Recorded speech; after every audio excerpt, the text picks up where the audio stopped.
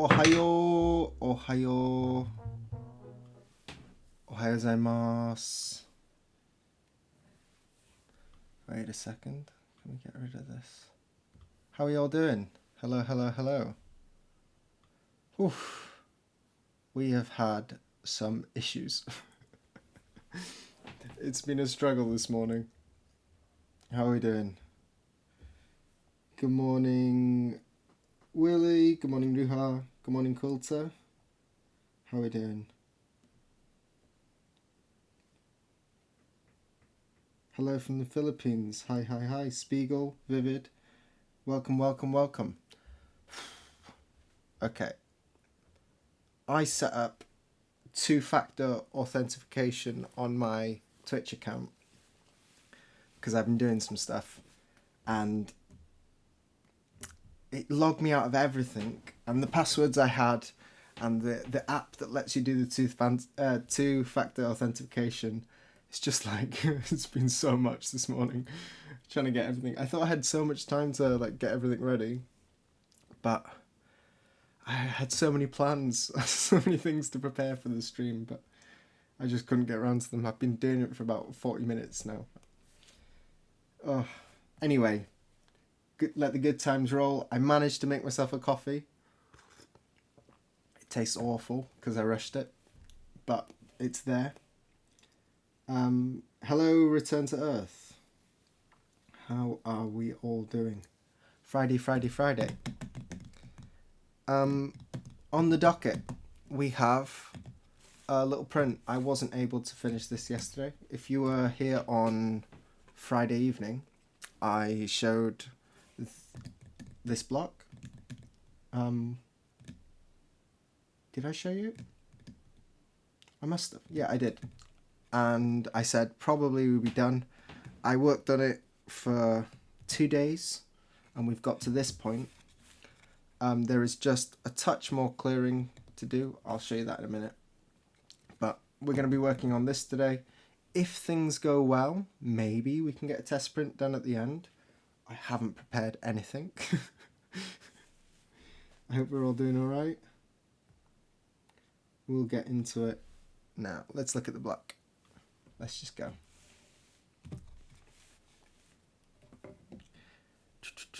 Okay, so here is the image. No sci-fi elements in this one. This is the new print for July. This is the July print. So currently this month's print is the Space Hammer, which I carved. Next month is the print. Maybe some of you saw it on Dave's stream. He was working on the color separations for it. That'll be the one after the Space Hammer, so next month. And then the month after, it will be this one. No sci-fi elements. They will be on a second key block. The plan today was actually to be carving the second key block, but I rushed to get this done. And I did it in good time. I'm quite pleased, but I kind of wanted to finish off the rest of it. If we finish this and get a test print done, I do have a printout at the second key block. I need to take an impression of this and put it onto the transfer sheet for the second key block.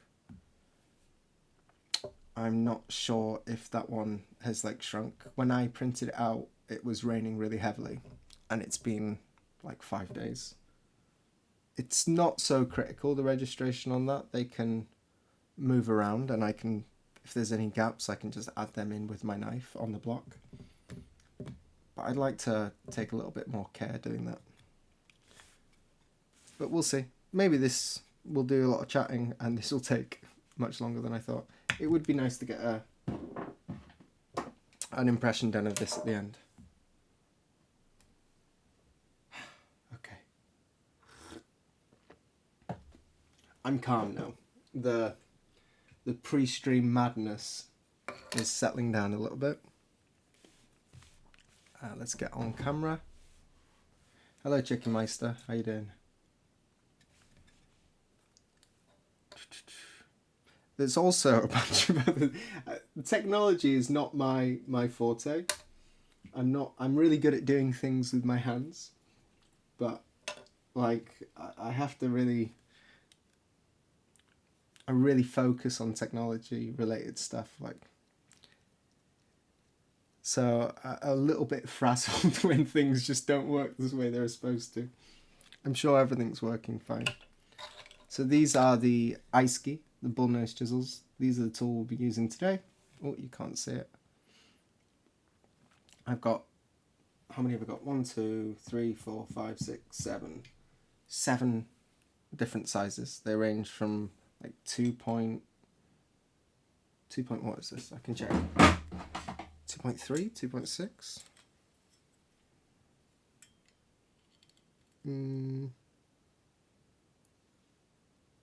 3. It says 3.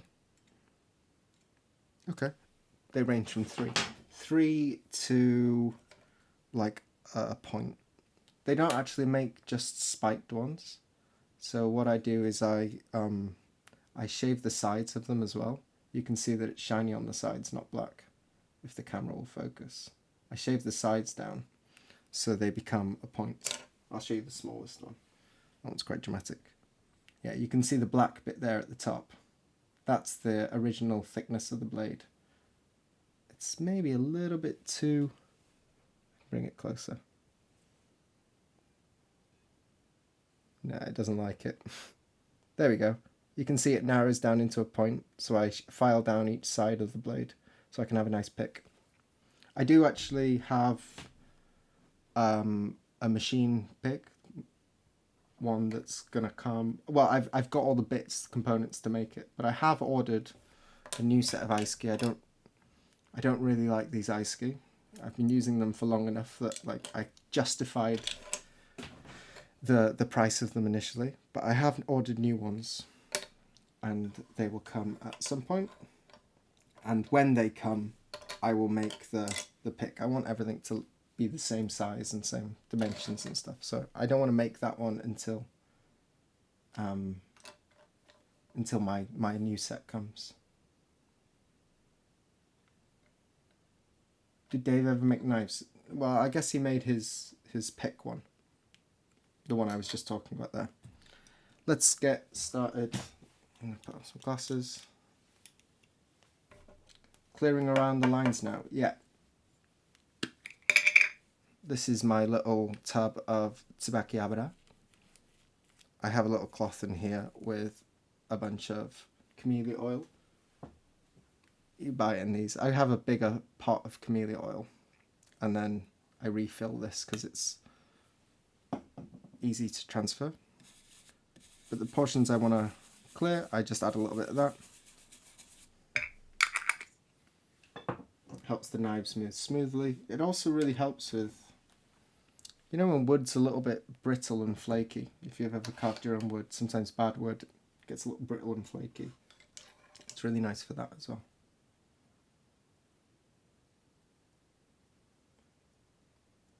Blades, there's a lot of blade makers in Japan.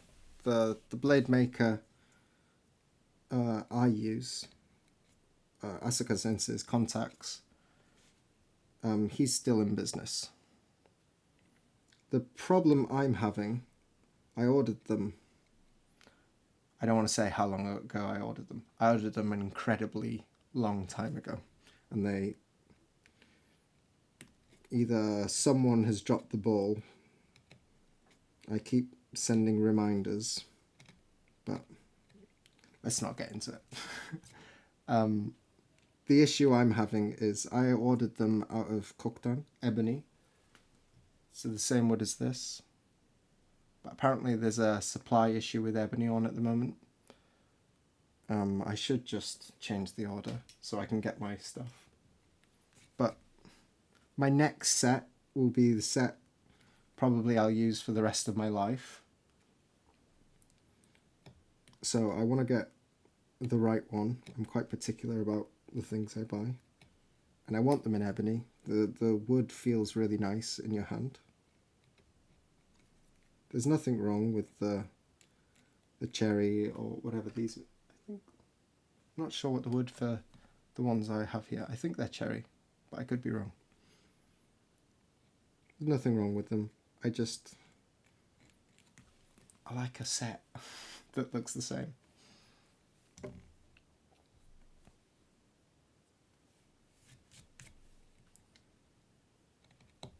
So yeah, there's no sci-fi elements in this. It will be in the background. I'm not going to show you a finished image, I think. Showing the key block is enough of a spoil. If we can't get round to finishing this, which I think we probably should, but if we don't, then I can take like a karazuri impression and emboss.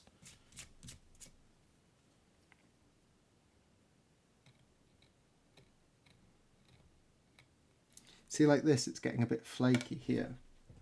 The oil, just a touch of that, it doesn't completely remove it. Obviously, the wood is the wood. But it does kind of help. The wood's like really dry there, right? And the oil sort of moistens it up a little bit.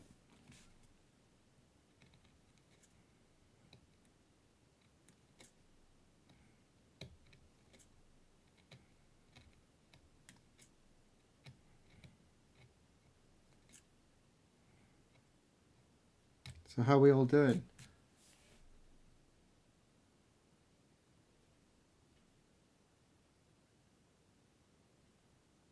You love these grips so much more than the ones I have. This is pretty standard. What I also don't like is the caps on the end.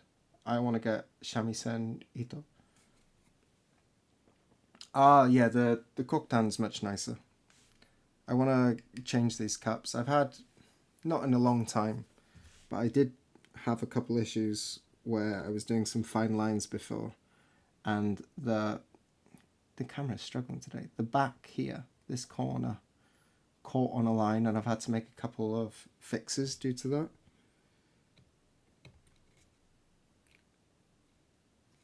It's a bit shallow.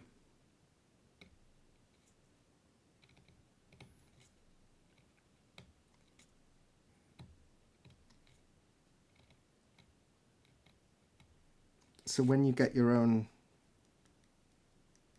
Bonsai Maverick, hello. When you get how are you doing? When you put them with the string on, we use the string from a shamisen, you know, the Japanese guitars. And when you put the string on, you can round over the wooden corners to make them smoother, and you get a lot less damage if you do end up, you know, slipping or bumping a line behind where you're clearing.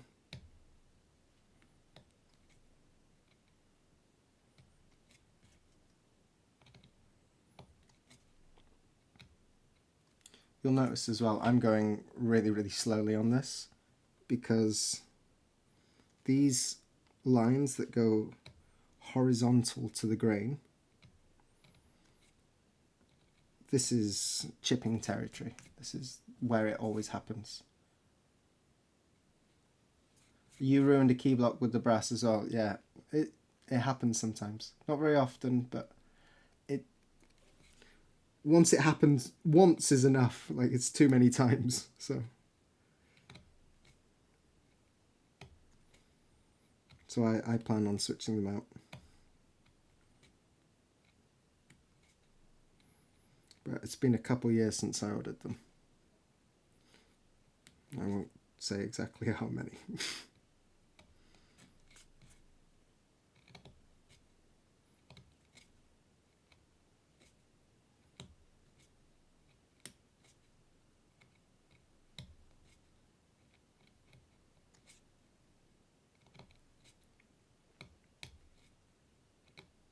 Another thing that's annoying about these ones is actually they're a little bit too short for my hand. If I zoom out, I can show you how they should fit. So they fit in the crook of your hand here, and you get one finger on top, one finger on the side, and the thumb. So you have like a 3-prong grip like that. And when you have that, your fingers should rest just at the end here. Your fingers shouldn't go past the tip, because if they go past the tip, they dig into your finger here, especially the brass capped ones. They dig into the side of your finger here, and it's not so bad if you're only doing like a few hours a day, but if you're doing it all day, that really becomes sore.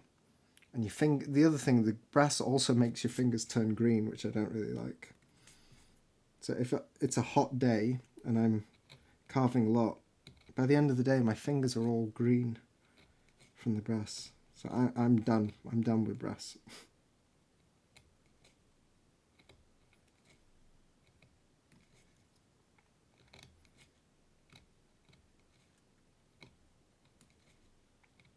I'm reaching the point where I'm thinking about just ordering the steel and making everything myself.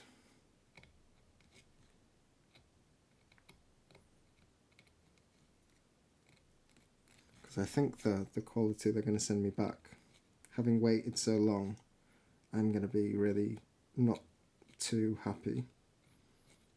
And because they're ordered, a custom order, I'm going to have to pay for them regardless. So I'm in half a mind of just like making them myself.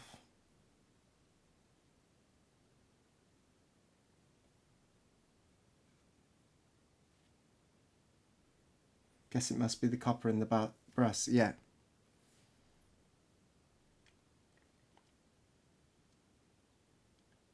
Subscribed with Prime? Hello. Oh yeah, I didn't talk about the most important thing. I affiliated. I just affiliated. I haven't been able to. My plan was to like remove all the ads and stuff today, and just get the emotes and stuff I've been working on. I'll talk about them in a little bit.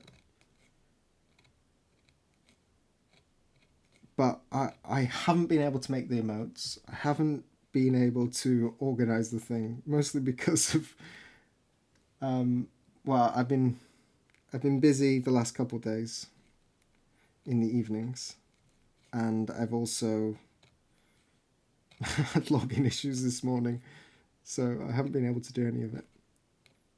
I don't think we should get mid-roll ads. I think we should only... Hype train incoming. I don't even know where hype train is. I've seen them and I don't understand them. You guys don't need to subscribe. It's okay. You really don't need to subscribe. I only affiliated for the emotes and other benefits and stuff. I just want more control of my stream. I was planning to turn the ads off until like later on down the line. Thank you. Well, it's because you guys showed out in such good numbers on the first couple of streams that usually there's a thing where you have to do 7 streams and a certain amount of hours, and I didn't reach any of those, but they sent me an affiliate link anyway. There's like 4 things. One is in a month you have to do a certain amount of hours. The other one is have a certain amount of followers, which is fine, and then the average viewers. But like I said, because so many showed up, I just blew right through that, and they sent me a link, and I did it last night.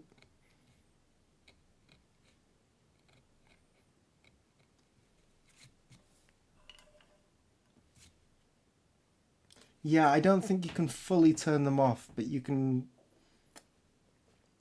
You can't, if you put like 3 minutes at the beginning of your stream, I think you can get rid of most of them. I think the settings I have it at now is just 1 minute ad, which is the shortest you can do once an hour. I have to look more closely into everything. By Tuesday's stream, I should be more onto this. Thank you so much for subscribing though. I hope you're using just your Prime accounts. Thank you. You had to because number 3 is your 3 is your favorite number. 3rd sub. Thank you. Who is... I can't actually see the names of everyone. Nuha Druzil. I'm not sure who the 3rd one is. Thank you so much. Number 2. Who's number 1? It doesn't say. I'm so sorry. Whoever subbed first. Thank you. Maybe you can say it was me. It doesn't show in my chat who was number 1.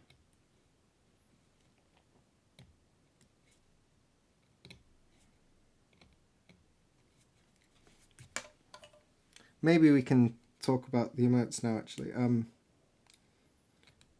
This one's too small. I have an idea for a little character.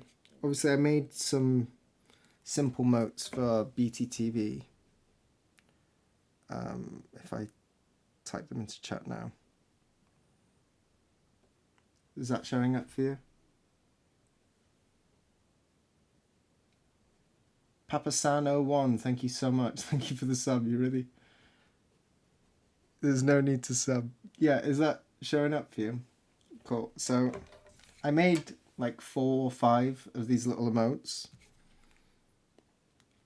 And I'll put them out for free. But now since we have subscribers, I want some benefit other than skipping the 1 ad break that we're going to have in our streams. So I started working on a little concept for a little stream mascot.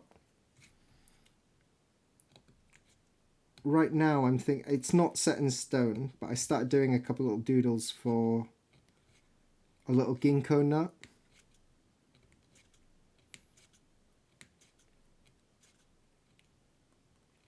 I did also think about doing a little Ginko leaf, like what's the leaf creatures that you hunt down in Link in Legend of Zelda? what are those called? Coracles or something like that? Something a little bit similar to that. Korok, thank you. Yeah, I was thinking like a little Korok creature, and I downloaded some software for doing some animated emotes as well.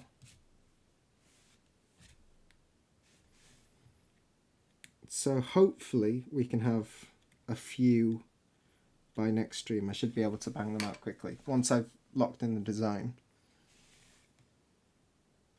It's a bit big. What I'm doing here, switching between these ice ski, is not ideal. But I think it's more interesting for the stream if I do it this way. Yeah. So a little Ginko. Wow. It's 1,000 bits. Thank you so much. You really don't have to. Thank you for that.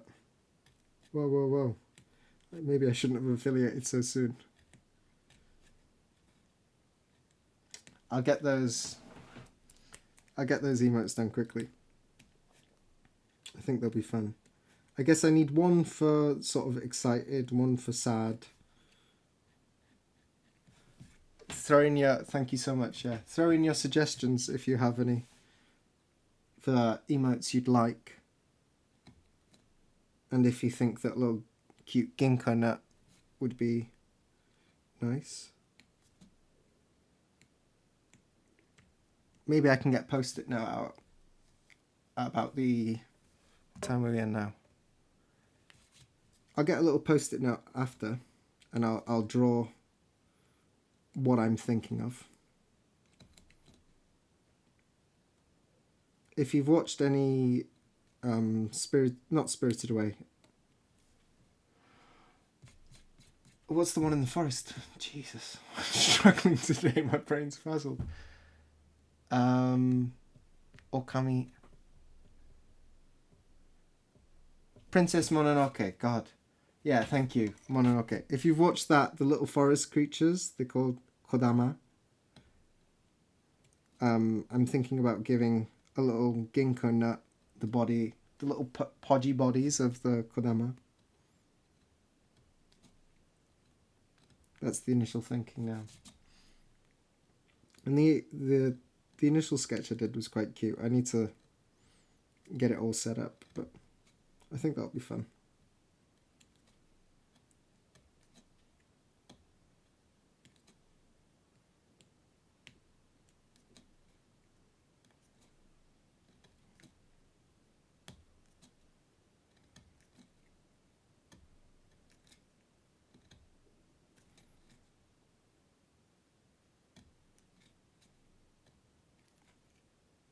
Thin lines going across the grain like this is like not so much fun. And to want to know what you're talking about.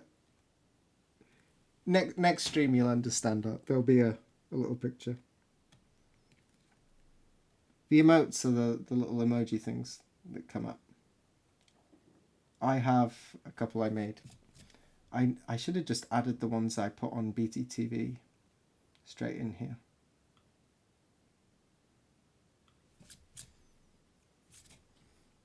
So no excuses, Quilter.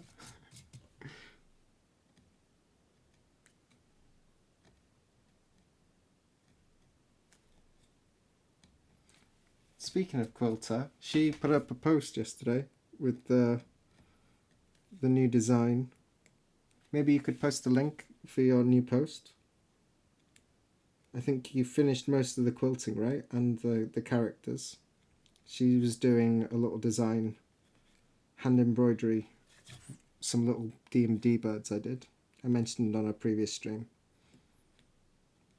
But it's looking finished to me. You said you're still trying to think about what to do to finish it off. Princess Mononoke by Hayao Miyazaki. Good anime, yes. Very good. It's not my favourite though. My favourite is Nausicaa. I really, really like Nausicaa. In fact, I can show you this. Big Nausicaa fan.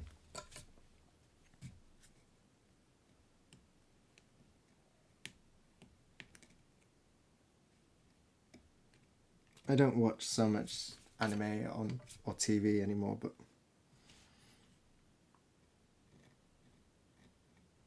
I really used to like Nausicaa. Well, I still do.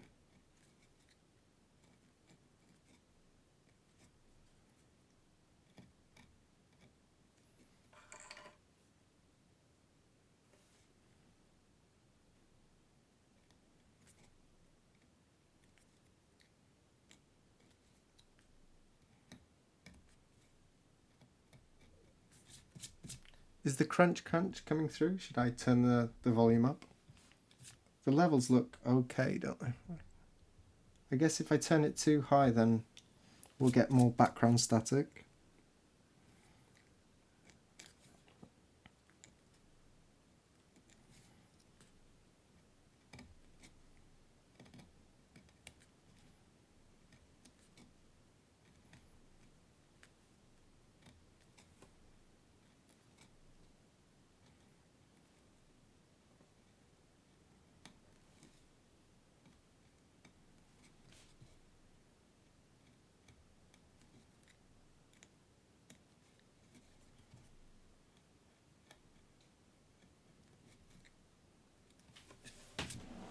More crunch, please. Maybe I can drag this mic a little closer.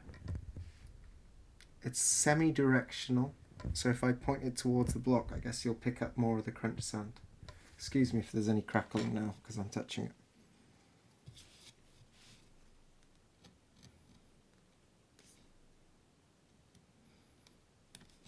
Also, there's not so much crunching sound. I'm going really, really gently here because I know I'm one absent-minded scrape from chipping line.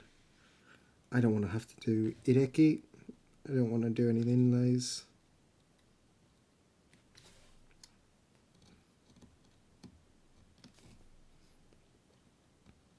And for really the first time this year, I'm sort of ahead of the game on this one.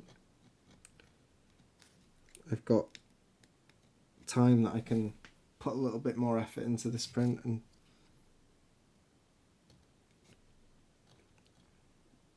be careful, really think about the color separations, and if the original design also needed any like touch-ups, I could do something with that.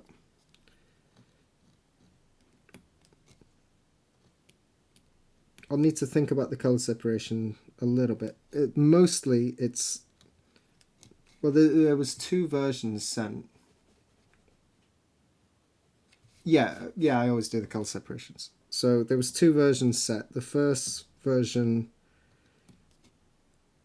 the separation is really, really good, and I'm pretty sure all the colors will work great. Like some of them, the levels and stuff of the colors will be a little bit different, but the block set from that will work really well.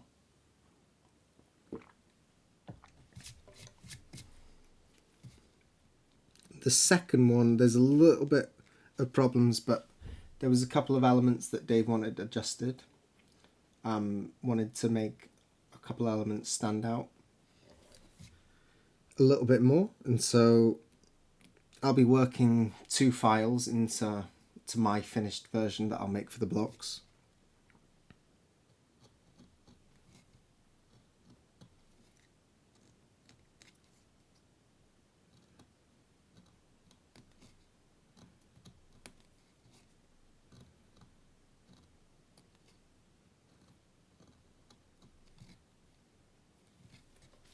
Camera. Maybe I can zoom in again.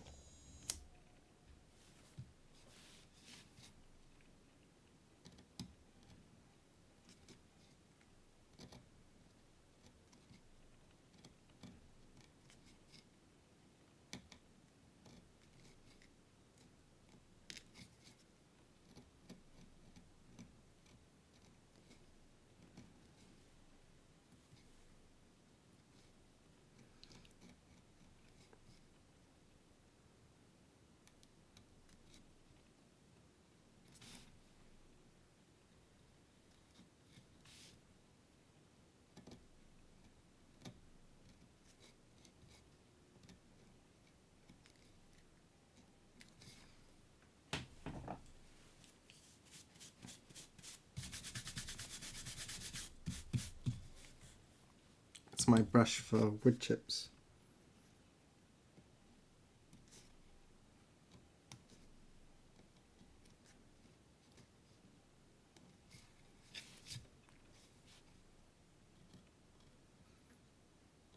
This is really not so fun today. The wood feels a little bit...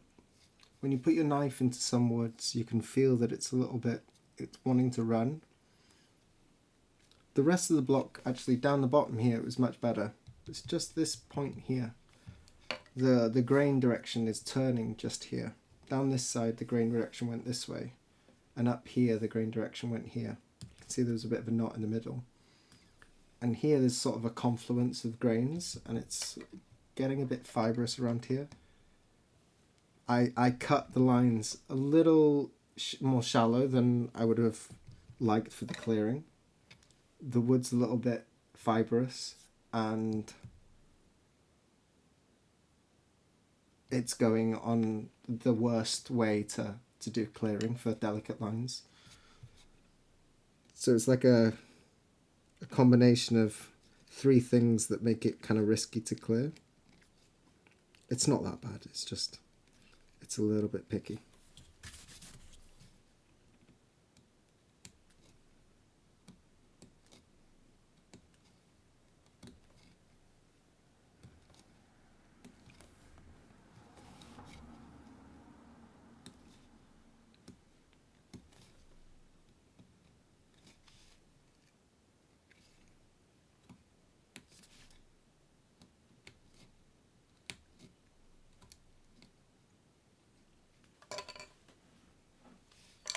And if you're ever in doubt and you're doing this sort of clearing, and a piece of wood, yeah, I did cut it, but if you're ever in doubt and you're not 100% if you've cut a line or not, just stick a knife in there anyway. It's much better to spend a little extra time picking up your knife rather than fixing. So fibrous. I'm also a little worried. I picked this block out with Dave when I went to Mokankan last time. And this is the best one we had at that time. We don't have much key block wood at the moment.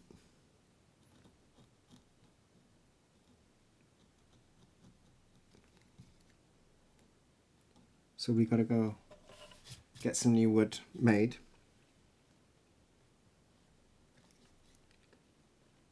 So this is a little bit softer. It would have made like a nice secondary key block, you know, if you've got a seal or something like that, where you've got some delicate carving, but it's just one little spot that you need to use. This block would have been perfect for that. For a full key block, I'm a little bit worried about how long it'll last. It carved fine and it held the lines, but I don't know. I don't know how many hundreds of copies we can get out of this. I'm guessing we'll start to see some wear out pretty early on, especially if it's a popular print and gets printed quite often. We'll have to be careful with the printing on this. Excuse me.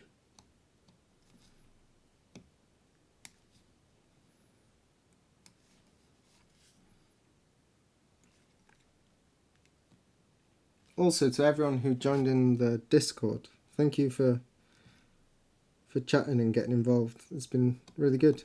I haven't had, like I said, much time to take part in it. I will be, like, if anyone has any questions in there, I can help people with their prints and stuff. Vivid KP, you posted a new picture in there, which is looking really, really good. I'm excited to see that one become a print. If you haven't seen it, if you click !Discord, you can check out the Discord, and under the prints and things, you can see Vivid KP's new print that she's working on. I don't know if you've shared it anywhere else, have you?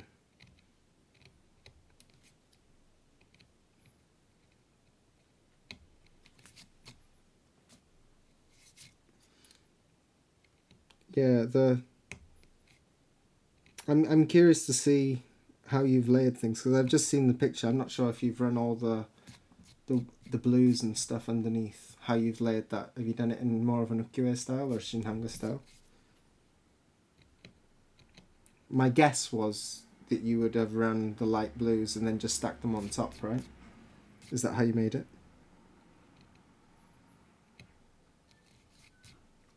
You've got 4 colour blocks done now, and the key block, so what's that, about half of what you'll be doing? Oh god, we've got a cement truck coming in. Hopefully it's not too noisy. Well, it definitely is, because it's really loud in my room.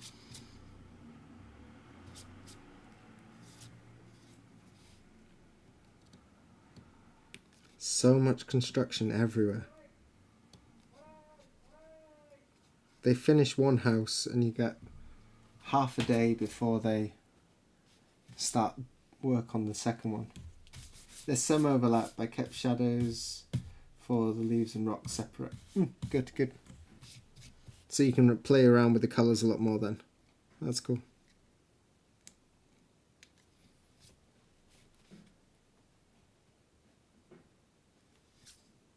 Ah, good question, Chicken Meister. Yeah, are you submitting it to the origami? We did talk about the thing in one of my test streams, I guess. Is that the plan with this one? Are you going to print it on a larger paper? You don't usually do a full A4, do you?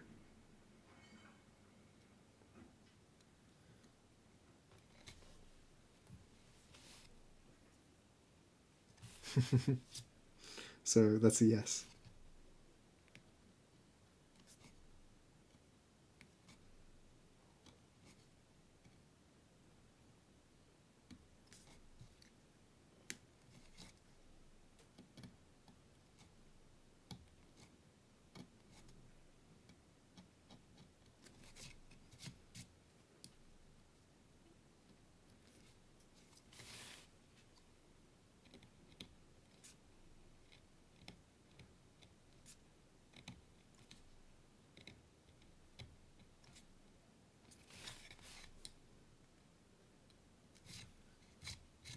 Finicky, finicky. I'll leave it a little bit rougher. I might take them a little bit deeper later, but just so we can be in for a chance of printing this thing today, I'll move on.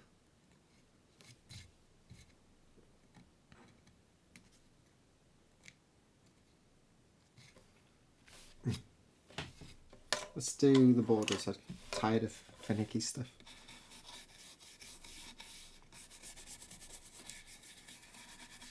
And then I can show you how I treat the registration as well. What is the deadline for the origami exhibition again?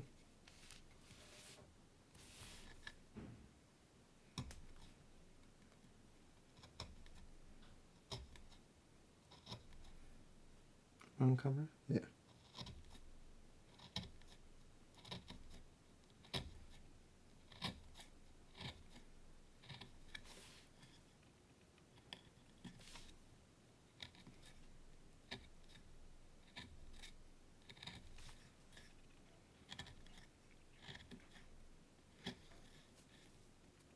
In Japan, 7:31. Okay.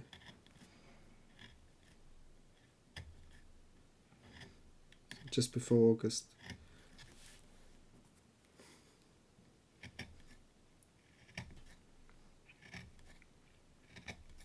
Curious to see the submissions. I know there's some good work put on show at that gallery. I had a look through after we talked about it last time. Didn't spend much time there, but I had a look through some of the previous year's submissions.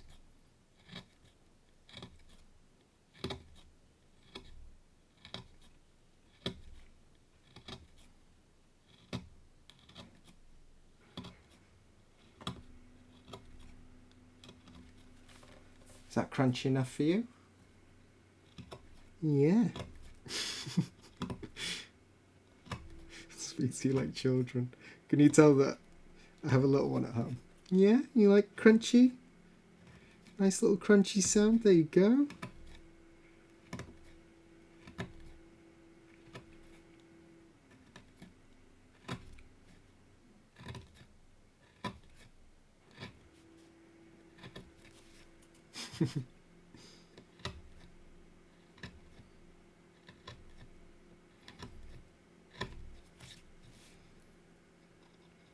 So if you're making your own prints, this area here, this is the one that really matters. Going really deep down here, it doesn't really help you past a point. You don't need to get so deep on the wide areas. Like, the difference is not that much really.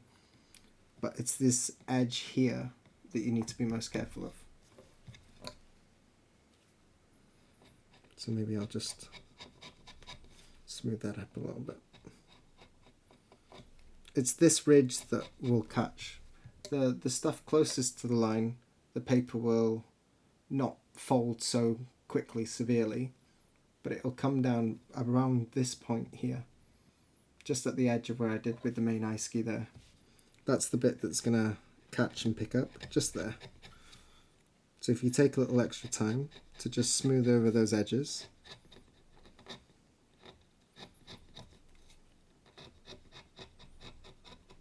between where you did the U-gouging and the clearing and the ice ski.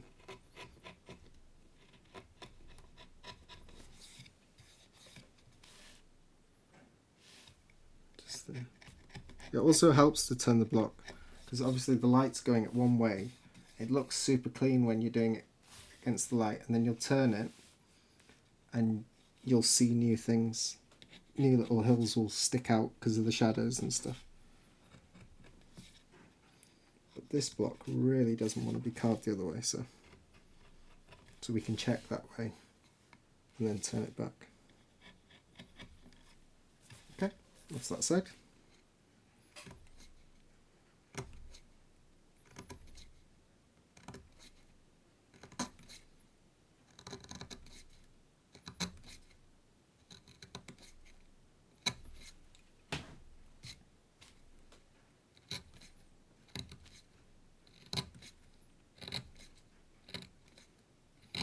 I took my son on a bike for the first time today. I cycled him to school so I could have a little bit of extra time to set up in the morning, which is good because I really needed that extra 5 minutes. It's been so long since me and my partner used to do a lot of cycling before.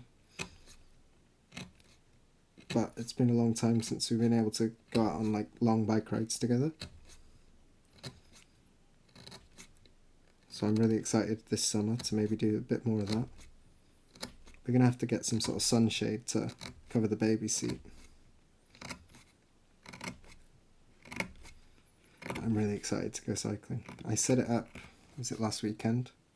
We bought this new baby seat, helmet. What kind of bike do you have? I have a piste, a fixed gear.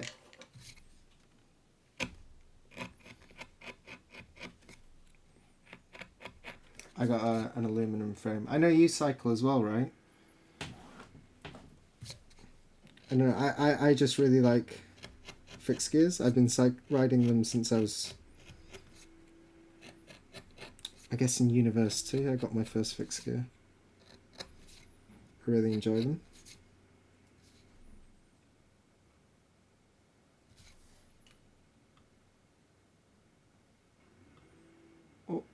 Did I just delete a comment? I might have accidentally deleted a comment there.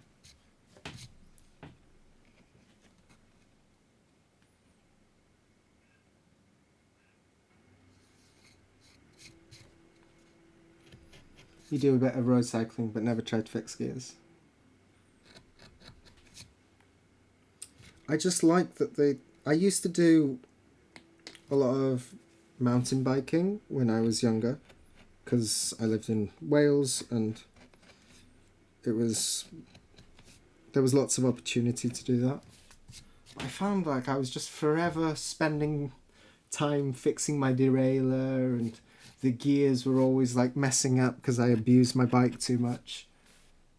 And so when I moved to London to go to university, I bought myself a fixed gear because it just seemed so like low maintenance. And then I really enjoyed riding it, being like locked into the pedals, being able to control your deceleration without using your brakes, like fully locked into the bike. It was fun. And so I've just been riding fixed gear ever since.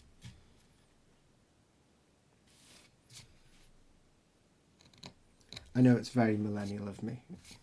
I've got house plants, I ride fixed gear.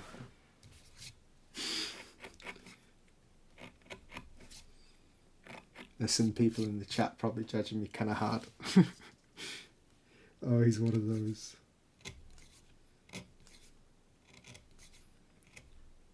I'm a sensible rider though. I don't ride brakeless or anything like that. Yeah, so judging me right now. I know. I don't advertise that. I ride fixie bro.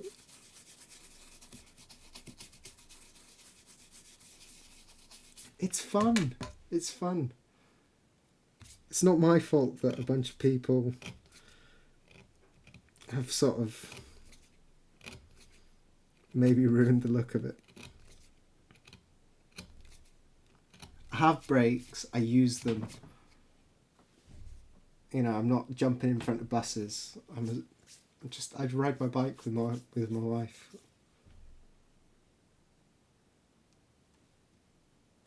I can add some gears to my bike to balance the world out.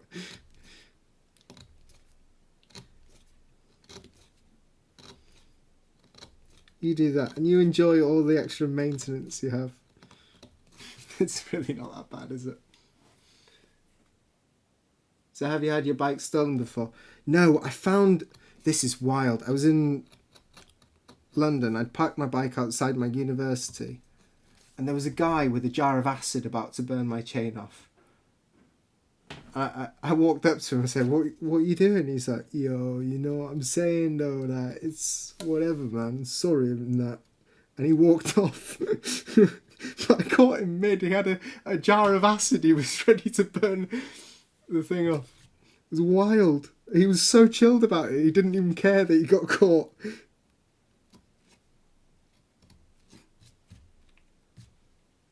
Jar of acid. Just casually walking down the street. Bonkers. It wasn't even a very expensive bike. It was just like a... It looked flashy. But like it was a really cheap frame. Yeah, apparently it's a thing. I didn't realise it. My friend was with me as well. And he pointed it out. He's like, I think that guy's about to burn your chain off with acid.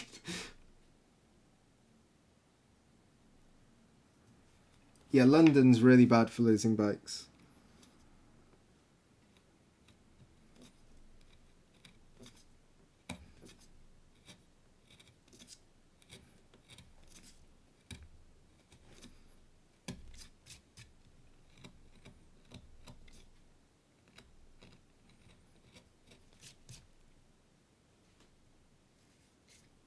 Until a couple years ago, we'd wheel 100 kilometres a month on average. Wow.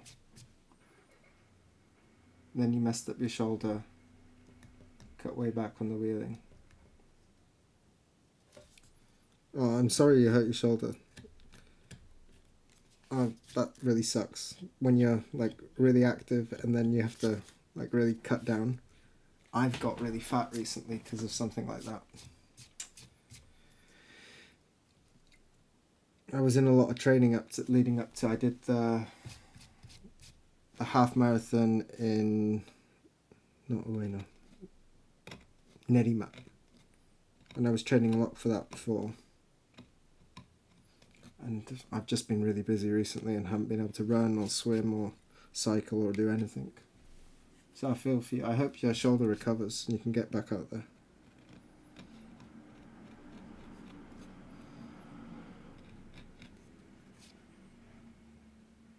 Do you mind if I make a stream suggestion, please? I am still new at this, so go for it. No, the bikes outside Mokohankan are usually for the oyster shack next door. the staff there often park their bikes there.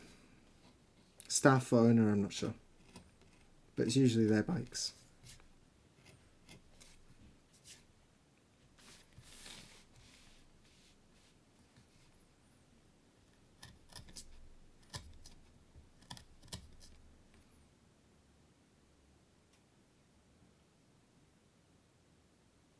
Oh, the camera, yeah. So I have a plan with the camera. So Druzy is pointing out that the autofocus on the camera is going wild and shifting in and out. The quality is also really, really poor. I am planning to buy a new camera very, very shortly. I would have bought it already, but the camera I want the Fuji MX5, XM5, that's it. But there's supplying issues with it, and it's kind of impossible to buy at the moment unless I want to get it from a reseller at an extortionate price.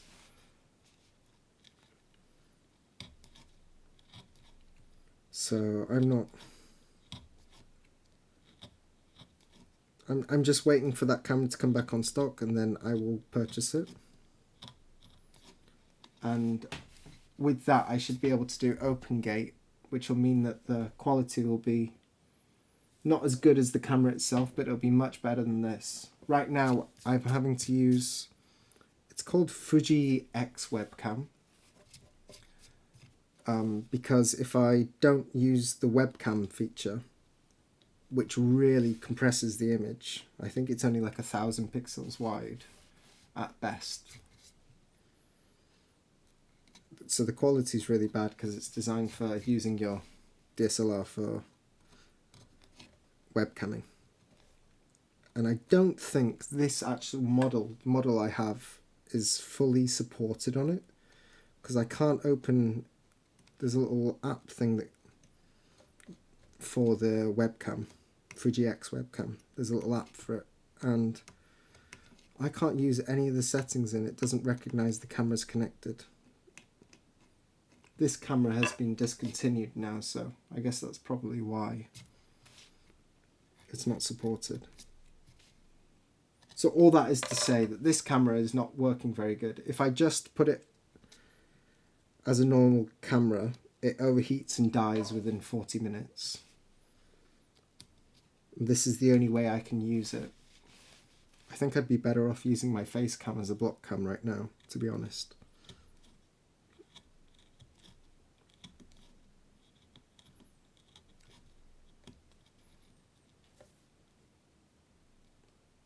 So I take your point on board. It's really frustrating. I will get all this fixed at some point.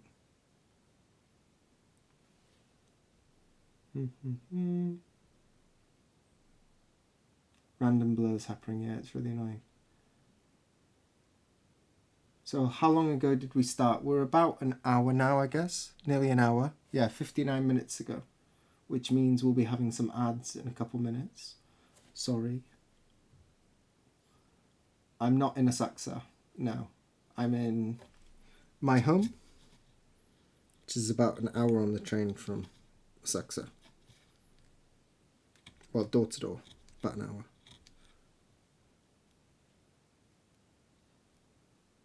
You guys are answering the questions, thank you.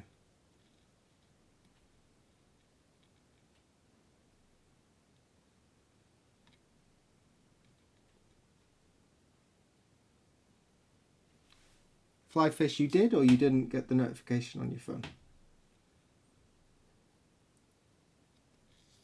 Hello, hello, hello.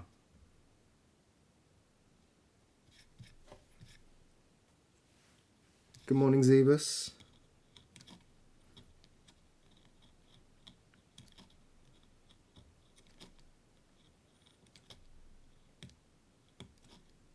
So yeah, there's still a couple things I want to improve about the stream. I did set up a live announcement thing on my Discord, and I used a bot, I think it's called Pincord, to set it up, but it's not sending the notifications in. I must have done something wrong. I did give it a little bit of a try just before the stream, but I had no time to figure that out. I realised it wasn't working just before.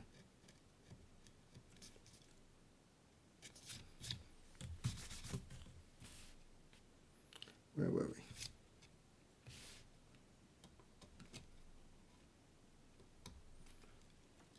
So about 30 seconds, ads incoming, and then we can maybe do some little doodles, and I can get some feedback about this little mascot character I'm thinking to do for the stream.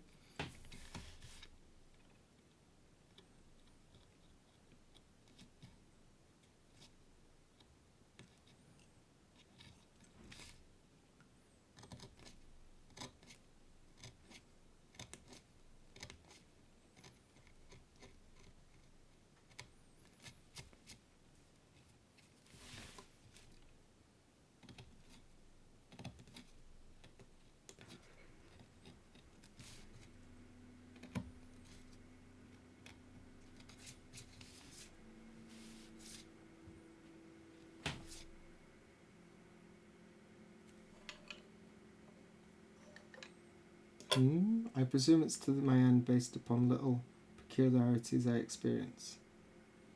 So the ad break started now. I can, while it's on, let me get a little notepad and I can draw some of these characters. Draw some of my ideas. What have we got?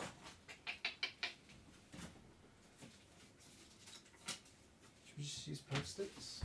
Or should I take a note?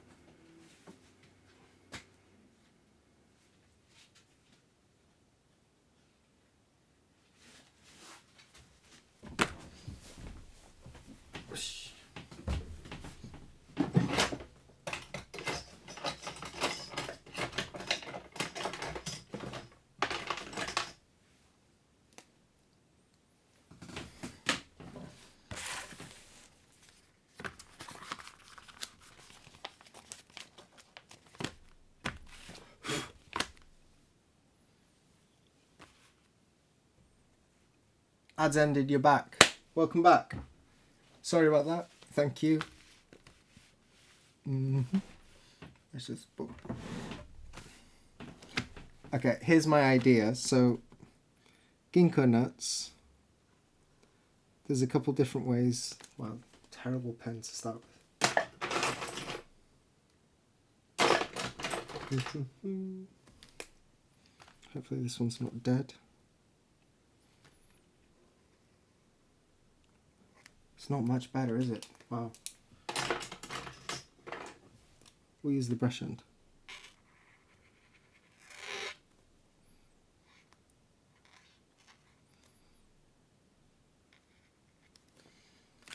There must be a better pen than this. That's the same one. 0.2, that'll do. So there's a ginkgo nut like that. And then there's also the dried ones. You get like this.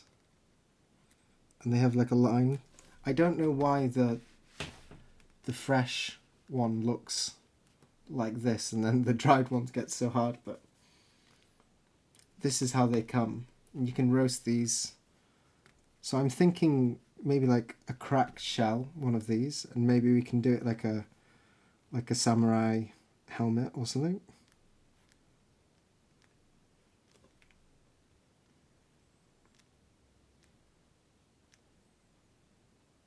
Something a little like that. A little ginkgo nut. It'll be green or orange. And then he'll have the little kodama body.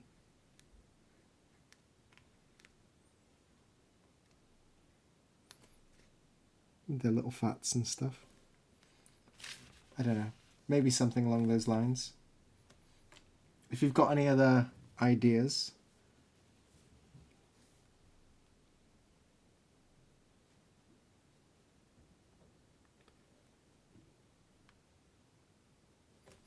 What's the other one? I also thought about making the nut like a little beard.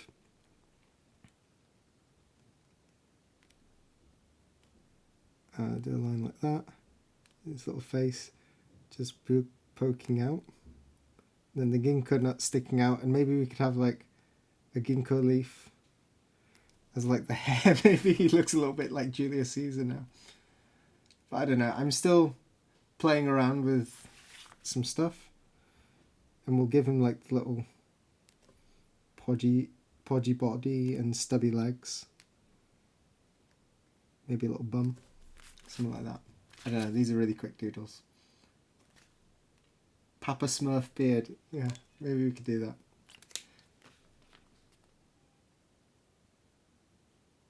Hey, you can draw a straight line. I'm not going to show a straight line now. Anyway, I'm thinking about something with the ginkgo nut. If you have another idea, sort of a, not ideas within this, I have a file where I've done a couple of ideas. But something other than a ginkgo nut. I was also thinking like little Hokusai men. The old man he drew in like his Hokusai manga with the faces and the chopsticks in the nose and stuff like that.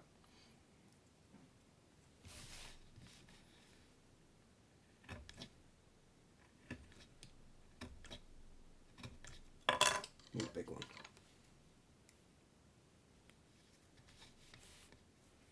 Or maybe a logo on Papa Beard Bakery, something like that. Oh, Papa Bread Bakery? I don't know what that is. Papa Bread Bakery.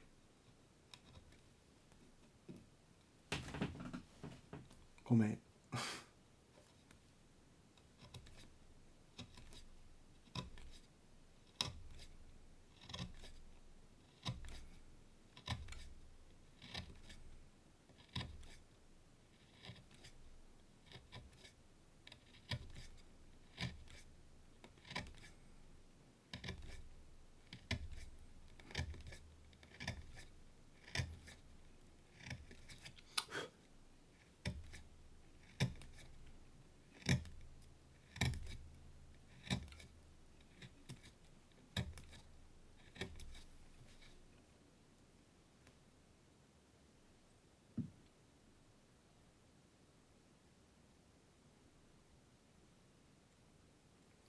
Ah, okay. Most common comment you get when painting is, "Hey, that's great, I can't draw a straight line."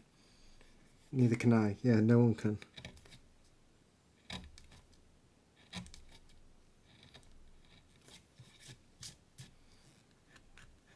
Straight lines and circles, they're the tricky ones.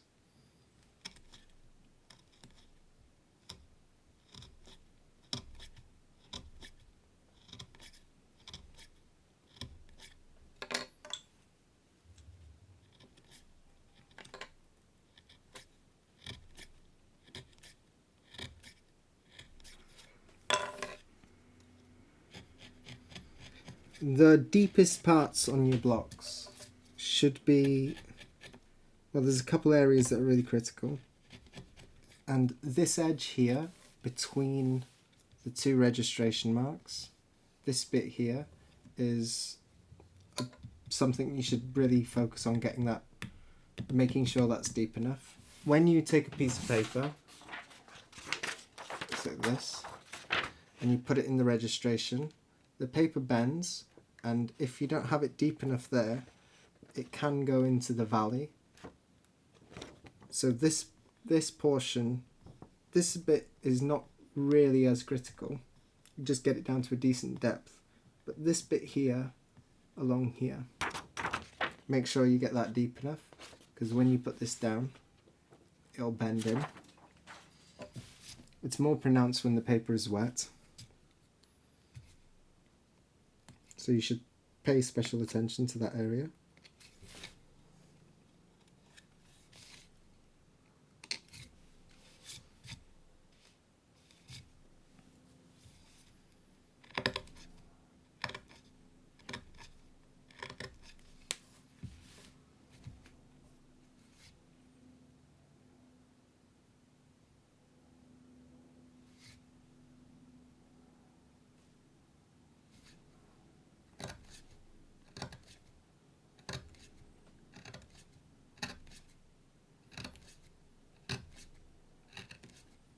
sure I had some other things I needed to talk to you about.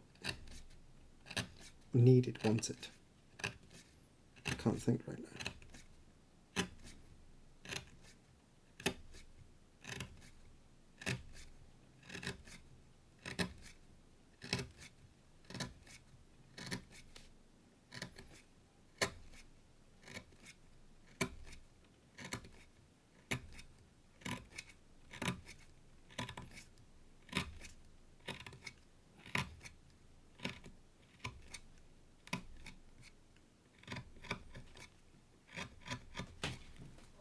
What time is it now? Sounds hard. Now it's just going against the grain like this. It's hard enough, not quite as hard as I'd like it. I have quite a sharp, big ice ski here. Vivid says I'm not very fast. I'm not so fast on stream. I should be working much quicker than this. So again, just that ridge there where I just cleaned. Sometimes just go back and double check that you've not got any high spots on that, because that will pick up.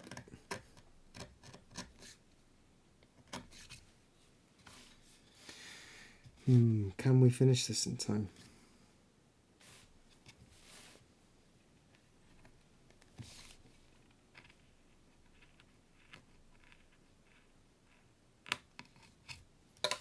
Unfortunately, the wood doesn't want to go the way I want it to there.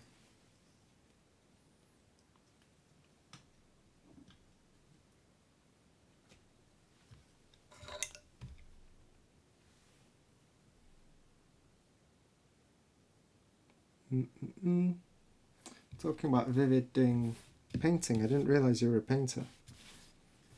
Do you use oil, acrylic?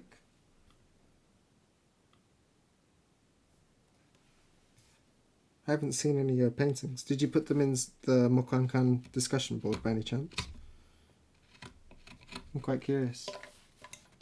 Fly is a great painter. Cool. I'll have a look at some of your work later. If you have a website or something, feel free to drop a link. I'd love to look. You're talking about painting light and stuff there. Do you do mostly landscape work, or? It's cool that there's so many other artists in the chat here.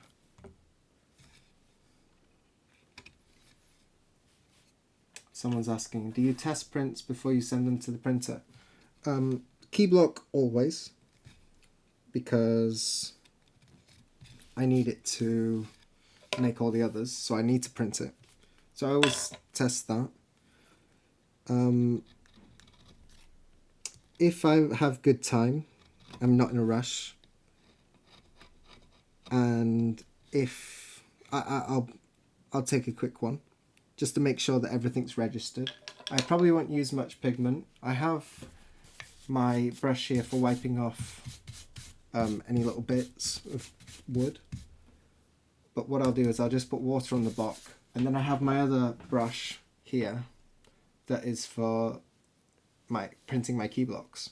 This has, I didn't wash it out fully, so there's a bit of black still in, so I'll rub the block with this, and then I'll add a little bit of the pigment that's still left in the block, and I'll make like a little grey on the block.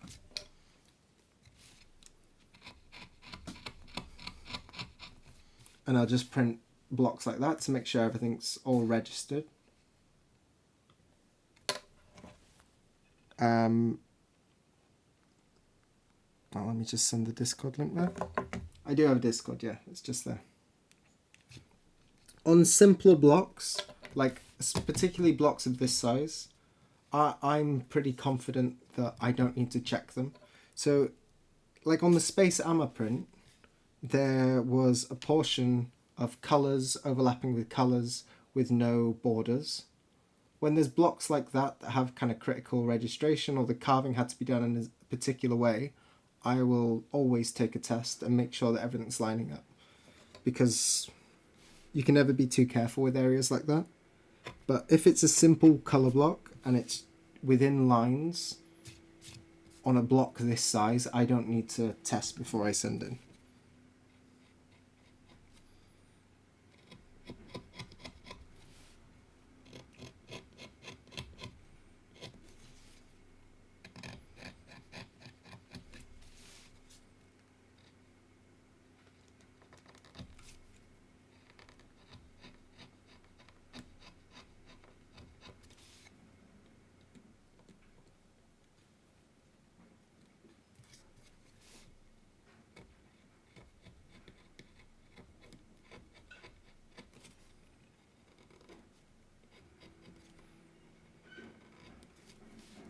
Might take a U-gouge and go a little bit deeper there.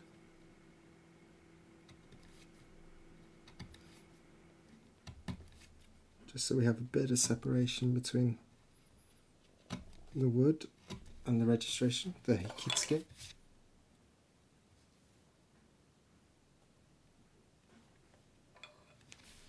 Ah, okay. So you're making a new website at the moment. Yeah, well, in the future, when you get that website, I know websites take an awful long time.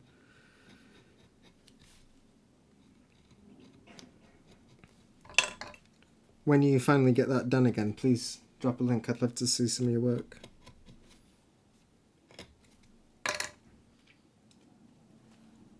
With registration marks that are close to a printed area like this, I like to take the backs off.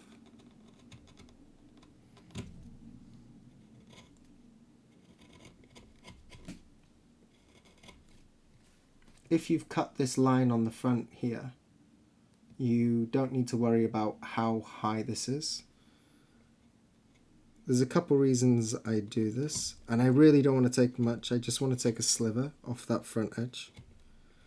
But one is to protect the barons.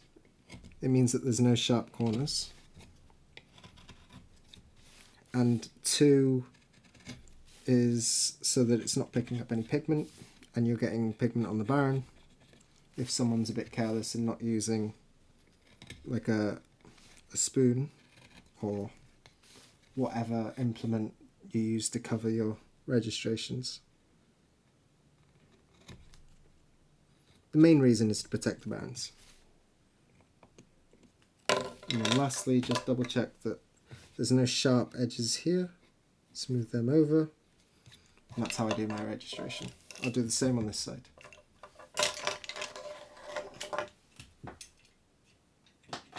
Do you sharpen your U-gouges? I can show you real quick. This is my finishing stone. U-gouges. I can show you with a big one.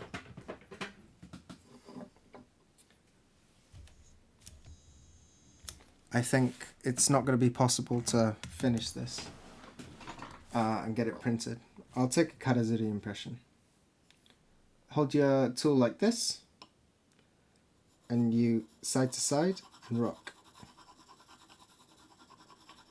So you do segments, 3 main segments. You do this size, the center, start with the center to set your distance, and then you, from the center out, when you turn up, turn to this side, you want to be lifting up a little bit as well. It's not just a rock the hand over. You want to be lifting up to get that on a nice curve here. So side to side, rocking, rocking, rocking, come over, come over, come over.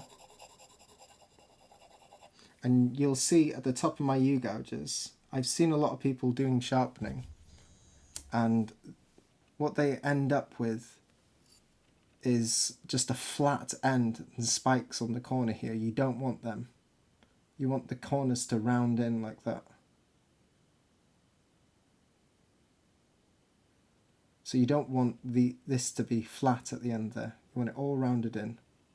If you're flat at the end there, when you're chiseling in, when you chisel close to a line, how can I show this best? You tilt your blade away from the line.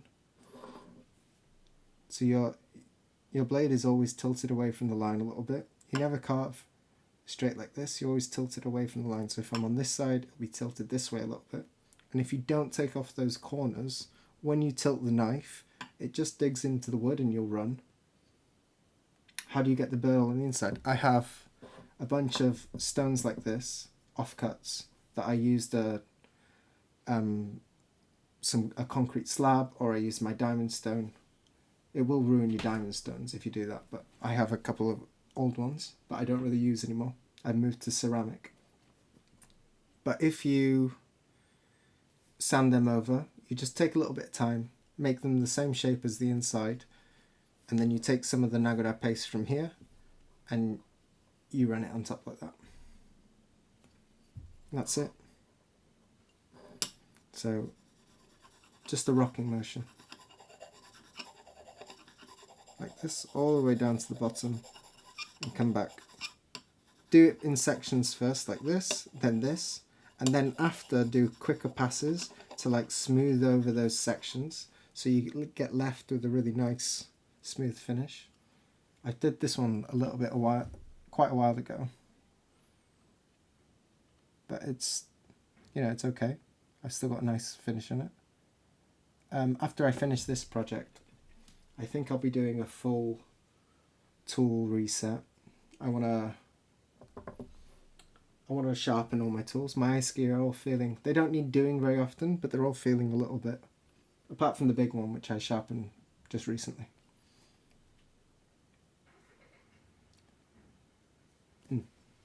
That's how I sharpen the U-gouge. It's the same for the smaller ones, same for the bigger ones. I can do on stream at another point. I often get asked about the sharpening streams, or like making a video for it. I want to do it properly, and so I know everyone wants it now, but I'm not ready to do it now. I've got other things that are more interesting for me to do. So eventually I'll get around to it. But I don't want to half-ass it at all. I want to do it properly. And it's actually quite a big video. So yeah, my advice to you guys would be, don't let those spiky corners be there. You don't want spiky corners on any of your tools. The only tool you want sharp 90-degree corners on is your kentonomi. Everything else, there should be a little bit of something off the edge. Are your knives made in Japan? Yes. Isn't that a bit too high? I'm not sure what you're referring to. I tried putting 1500 grit sandpaper on a dowel. Oh, okay. I never do the back edge of a blade. This is probably an important thing to say. I never, unless I've got a real problem, I never do the back edge of any blade on anything but the finishing stone.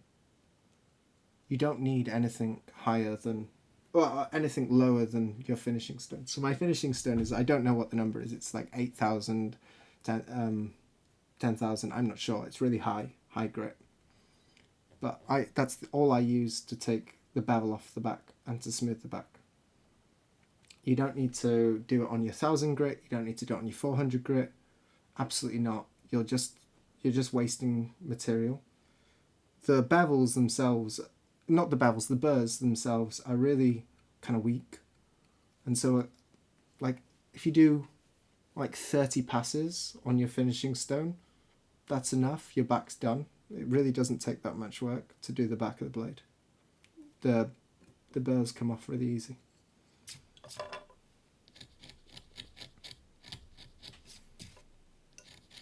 So it's the same with the U-gouges, it's the same with the flat chisels.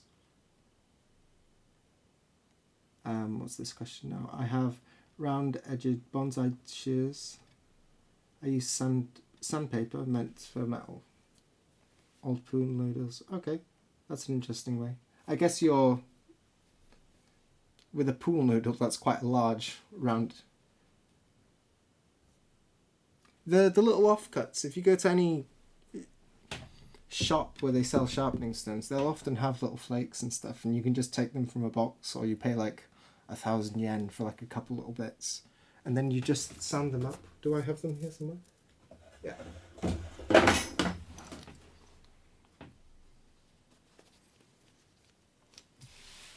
So this is where I keep all my So I have them for each different tool. I have a different one made. This is my saw eye.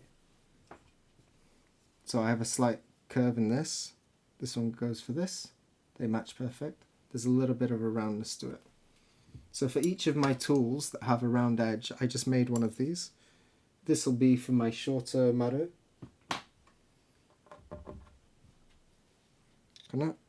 That's for this one. So it just fits in like that. So you take a bit of the wet and the nagura and you just do that.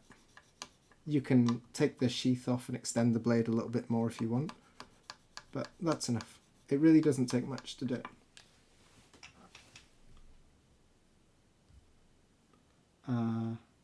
What's this question? I should look on this, it's easier. You can also carve a channel in soft wood and use a U-gouge and then put around the channel and draw some of the edge. Yeah, you can do it in wood. You can do it with sandpaper.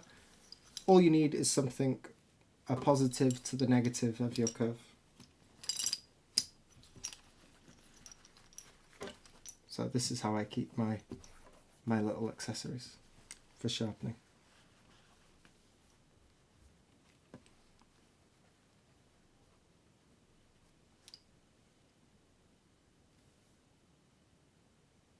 They make sets, but it's a lot more economical to make yours. And also, you can match them better.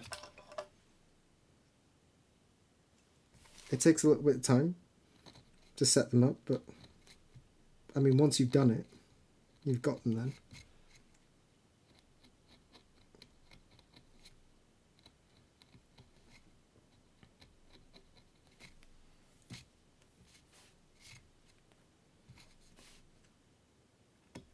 What time are we on now? Wow. We've nearly done an hour and a half. Any last little bits? Sorry I couldn't show you this finished. What I can do actually, I just got some paper from the printer. If I get the light right, you should be able to see this just right. Make sure I don't have any wood chips there. Just need to take a picture.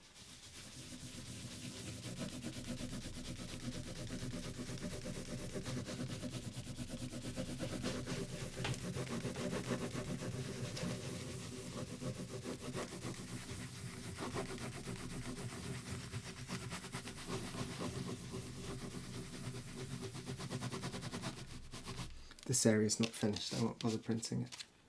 Always twist your bands so you don't get holes. If I get the light just right on this, you should be able to see it. Hang on. Wow, if my camera can focus. Hang on a second, let me put it on the face one, maybe we'll have more. I'm going to struggle with the light. If you get the light right, you can see it.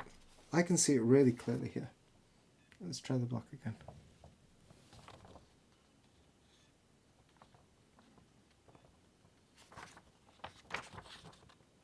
It's struggling to focus.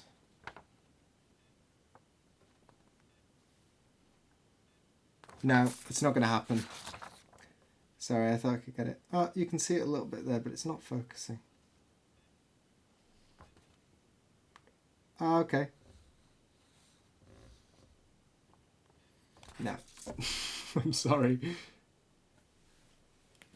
It looks alright actually. You won't see this again. I'll be working on next week, maybe a colour block, but I'm guessing I'll be done by then. I'm guessing I'll be done. I've got 2 more days on the next block. This will be finished today, half day, 1 more day, Monday. I'll be working on some colour blocks. Nice try. Yeah, I did my best. Wow, I could have done more actually. I have no idea where I could find scraps like that around here. I don't know. Maybe you can email a shop if you buy a new stone. Next time you buy a new stone, you could email the shop to ask them to throw in some scraps. I'm sure they could. I'm sure they have them.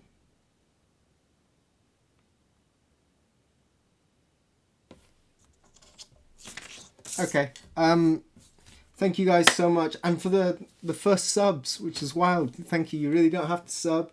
You don't have to do any bits. You don't have to dono, but I appreciate you massively. Thank you. That's really, really helpful. Wheelchair Willie. I'm not sure how I look at the subs. Oh, my chat is so small. We've lost chat. I've lost chat. Sorry.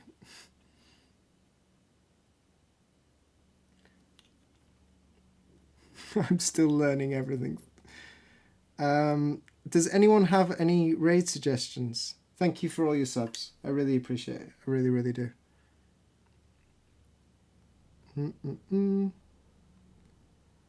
Let's see who's on my raid. Oh, Sensei Martian is out. Maybe we could raid Sensei Martian. I think he got a raid from Dave yesterday as well, so we can help out there.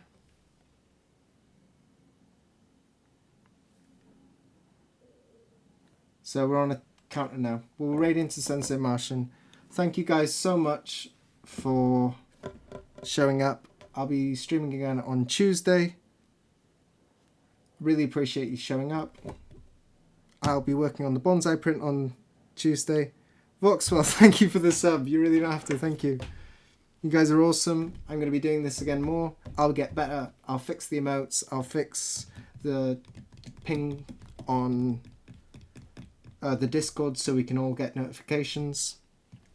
Maybe check your notifications on your Twitch to see if you didn't get any. If you came late, you weren't giving a notification today. Make sure that your notifications are turned on for Twitch. Have a nice day. Thank you so much. We'll raid now in 3, 2, 1. Bye.